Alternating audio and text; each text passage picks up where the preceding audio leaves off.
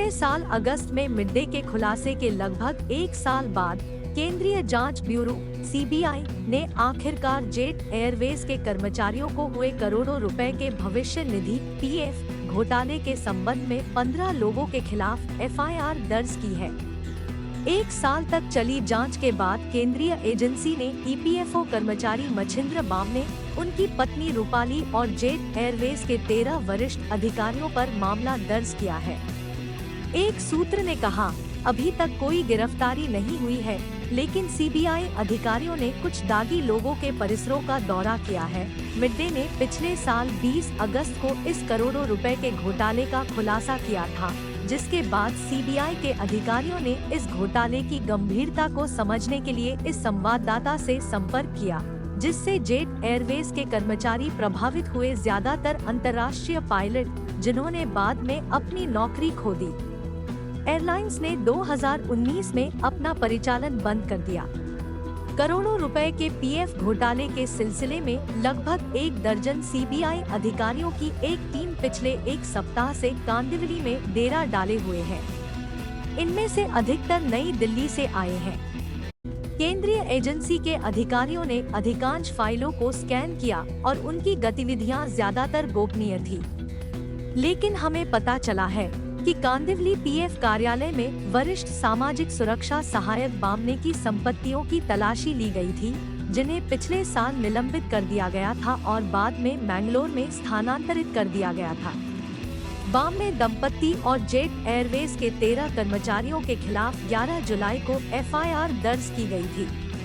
कर्मचारी भविष्य निधि संगठन ईपीएफओ के सतर्कता विभाग द्वारा उसके बैंक खातों में संदिग्ध लेन-देन को उजागर करने के बाद अनियमितताओं का सार उजागर होने के बाद ही बामने को बुक किया गया था। 20 अगस्त 2022 को कवर पेज स्टोरी में मिड-डे ने विशेष रूप से प्रकाशित किया कि कैसे करोड़ों रुपए के पीएफ घोटाले ने जेट को प्रभावित किया और जेट एयरवेज के कर्मचारियों के पीएफ दावों के निपटान में रिश्वत लेने के लिए बामने के निलंबन के बारे में भी बताया था। लेकिन भ्रष्टाचार में गले तक डूबे होने के बावजूद बामने ने पिछले साल मिड-डे को एक कानूनी नोटिस जारी किया था, जिसमें 3 दिनों के भीतर माफी नहीं मांगने पर मानहानि का मुकदमा दायर करने की धमकी दी गई थी। बामने को विभिन्न धोखाधड़ी गतिविधियों में शामिल पाया गया था। कांदिवली में अकाउंट्स सेक्शन में डीलिंग असिस्टेंट काम करते हुए बामने ने अपने दावे के निपटान के बदले विभिन्न प्रतिष्ठानों के कर्मचारियों से ऑनलाइन बैंकिंग से अपने और अपनी पत्नी के बैंक खातों में अवैध संतुष्टि प्राप्त की। जांच में इस पहलू की पुष्टि अधिकारी और उनकी पत्नी के खातों में ऑनलाइन क्रेडिट प्रविष्टियों को विभिन्न प्रतिष्ठानों के कर्मचारियों के बैंक खातों में संबंधित डेबिट प्रविष्टियों के साथ सत्यापित करके की गई है, जिनके ईपीएफ दावों का निपटान मच्छिंद्र बामने द्वारा किया गया था। पढ़ता है एफआईआर की कॉपी। आगे यह पाया गया कि उनके खातों में लगभग 1.77 लाख रुपए का संदिग्ध क्रेडिट लेन-देन जेट एयरवेज के कर्मचारियों द्वारा किया गया था, जिनमें ऋषिराज सिंह चावला, रमन शर्मा, ककरलापुड़ी समीर कुमार, विमल कुमार, राजेश पगारे, बैकुंठा नायक शामिल थे।